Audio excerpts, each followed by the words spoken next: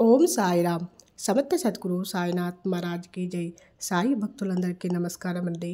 సాయిబాబా దయ వల్ల ప్రతి ఒక్కళ్ళు సంతోషంగా ఆనందంగా ఉండాలని మనస్ఫూర్తిగా కోరుకుంటూ వీడియో చేస్తున్న బాబా సందేశం ఏంటంటే, నేను సహాయం చేయట్లేదని నువ్వు అనుకుంటున్నావు.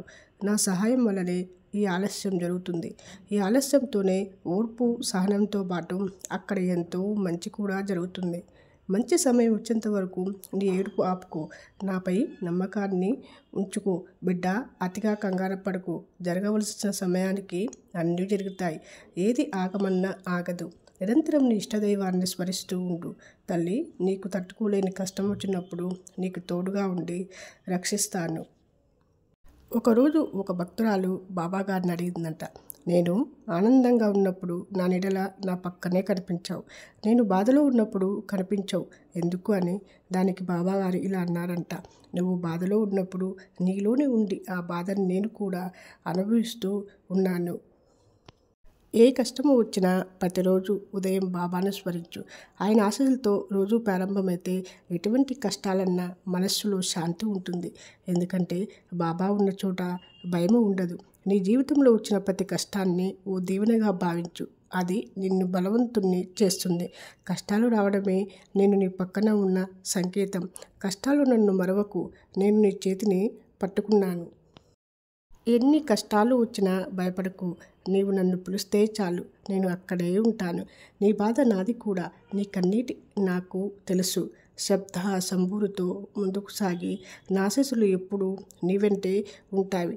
నీవు చేసే ప్రయత్నంలో నువ్వు నమ్మకం ఉంటే నీ విజయాన్ని ఎవ్వరూ ఆపలేరు. నేను నీ వెంటే ఉంటాను. నీవు నన్ను ఉదయంలో ఉంచుకొని కృషి చేస్తే నేను నీ ప్రతి అడుగులోనే ఆశీస్సుని అవుతాను. ఈ ప్రపంచంలో ఏది నీ వెంట జరగదు. శ్రద్ధతో ప్రార్థించు.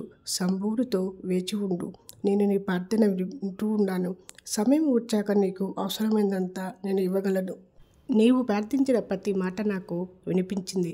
నేను ఉదయం తలసి ఉండొచ్చు, కానీ నా ఆశీస్సులు ఎండిపోయి వీలుండవు. ఎప్పటి బాధలు నీ భవిష్యత్తు ఆనందానికి బీజాలు. జీవితం అనేది సముద్రం వంటిది. కొన్ని సమయాల్లో అలలు ఎగసి పడతాయి, కానీ నీవు ఆ వినికిడిగా ధైర్యంగా ఉండాలి. భగవంతుడు నీకు ఓడలా మారి నిన్ను సురక్షితంగా తీరము చేరుస్తాడు. ఏ కష్టం వచ్చినా భయపడొద్దు. జీవితంలో ఎన్ని అడ్డంకులు వచ్చినా నన్ను నమ్మి ముందుకు నడువు. శ్రద్ధతో సాగిన మార్గము ఎప్పుడు విజయానికి తీసుకెళ్తుంది. నీ బలహీనతలు నిన్ను అడ్డుకోలేవు. నేను నీ బలంగా మారుతాను. ఒక్కసారి దెబ్బతింటేనే తెలుస్తుంది నీలో ఎంత ధైర్యం ఉందో. ఒక్కసారి తప్పు చేస్తేనే తెలుస్తుంది నువ్వు ఇంకా ఎంత నేర్చుకోవాలో. ఒక్కసారి ఊడిన తర్వాతే తెలుస్తుంది నువ్వు ఎలా గెలవాలో అని. ఒక్క మాట గుర్తుపెట్టుకో, భగవంతుడు ఎప్పుడైనా ఒక తలుపు మూసేస్తే మరో తలుపు తప్పకుండా తెరుస్తాడు. ఇది నిజమైతే ఆశ్చర్యపోకండి. మరికొద్ది నెలల్లో మీరు మీ కలల జీవితాన్ని గడపబోతున్నారు. ఇది ఎప్పటికీ రాయబడింది. దీన్ని మీ చింతపట్టలతో సేవ్ చేయండి.